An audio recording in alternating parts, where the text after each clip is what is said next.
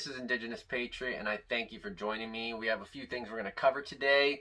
If you're looking for some honest opinions on news, current events, Indigenous culture, and reviews, this is the channel for you. Make sure you hit the subscribe button. I really appreciate it. Let's dive in.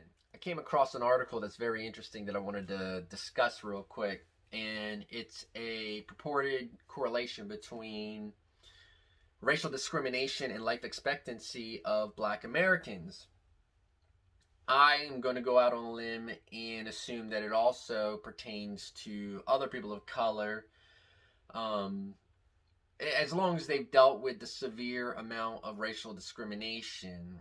So a researcher and a professor at Georgia State University, her name is Sierra Carter, she was part of a study of 800 Black American families over the course of 25 years. And the study basically looked at people that determined that they had undergone high levels of racial discrimination when they were young teenagers and children, stated that in their 20s they had higher levels of depression. When they did blood samples on these individuals, it showed that they had accelerated aging on a cellular level. It's very interesting to me. They had done questionnaires and interviews and things to determine the severity of these particular incidents of racism in the lives of these families. They stated that some young people were actually older at a cellular level compared to their chronological age. The culprit was racial discrimination, which Carter said accounted for much of this specific variation and helped solidify a connection between accelerated aging and such traumatic experiences. Additional research by Auburn University has helped strengthen the theory that severe racial discrimination affects people at the cellular level. As results of the study showed a link between an increase in racial discrimination and a more rapid shortening of telomeres, which are pieces of DNA that protect, and it provides an indication of cell aging. So what the actual point of this article, which is by The Hill, and I'll link it in the description below. What they're saying is racism not only kills on a physical, this hate guy is killing this hate person over here, it's actually aging people at a cellular level because the stresses are just a lot on their bodies. I'm not a medical expert. I just found this particular study to be very interesting and something that I'm going to follow. So if that's interesting to you, if you've heard similar things, if you know people that you believe this has happened to, leave me a comment down below. It's very, very interesting to me. Have you heard enough about Hunter Biden in the past 2 years? If so, I'm sorry, I got something else to tell you. So we've gone through the Ukraine issue. The whole thing about Ukraine was Donald Trump trying to pressure the Ukraine into investigating Hunter Biden and his ties to Burisma. We went through the whole China issue where Hunter Biden had some business dealings with some people in China. We went through the Hunter Biden laptop issue where there's supposedly a trove of information on a laptop, blah, blah, blah. I don't know where that went. But this particular incident actually comes from Hunter Biden himself. He stated that a U.S. attorney for the state of Delaware is investigating him in regards to something to do with his taxes. He wasn't very forthcoming on what it was. He did make this statement.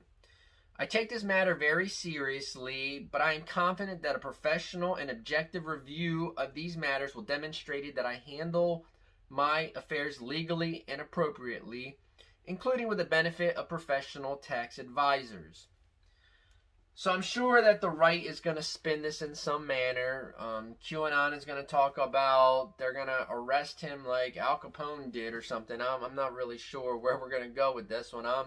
I'm very curious, and maybe I'll bring it up in one of my future videos. But we'll see. I'm not going to spend a lot of time talking about the election stuff. It's something that's kind of gotten tired to me, but it is important for us to keep certain things in mind. So here we go. This week there's going to be a rally in Washington, D.C. of Trump supporters. I think it's Women for Trump that's doing it. They expect somewhere around 5,000 people. I'm not really sure what they're rallying for because he's not running for election, and the Supreme Court is not supposed to base their hearings off of public support. They're supposed to base their hearings off the law. That being said, there's a part of the law, I don't know if I'm pronouncing it correctly, called laches. It's like the rule of laches, and what it basically states is that people have had enough time to have taken a lawsuit out beforehand. And why did they wait? So basically, the reason why I'm bringing this up is because a lot of these changes to how the elections were going to take place have been in place for months now. It's only after Donald Trump lost the election that these were brought to court. For instance, in Georgia, it was sometime around August that they finalized the rules on mail-in ballots. In Michigan, it was May at the latest. In Wisconsin, they sent out all of their constituents' ballots September 1st. And in Pennsylvania, which is the linchpin of this particular case, they had ruled on Act 77. I'm sorry, they had put out Act 77 back in October of 2019. So they had over a year to take this to trial. It's only after Donald Trump lost the election that they are trying to fight this, okay? In fact, the Pennsylvania GOP put out a infograph, and I'm going to put that up there somewhere, showing how safe their Act 77 was. They actually supported it. So it's now that they are trying to throw it under the bus. And I feel like that's one of the arguments that could possibly get this particular case just dismissed. But we will see. The conservatives are very high on it, and they believe that they have a really good chance of pulling it off.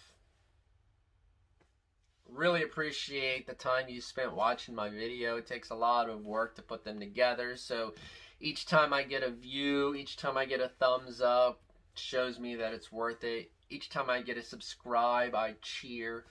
When I get to 1,000 subscribers, I'm thinking that I'm going to do a $50 gift card. We can talk about where the $50 gift card's going to be for. Maybe in the comments section down below if you have some kind of interest.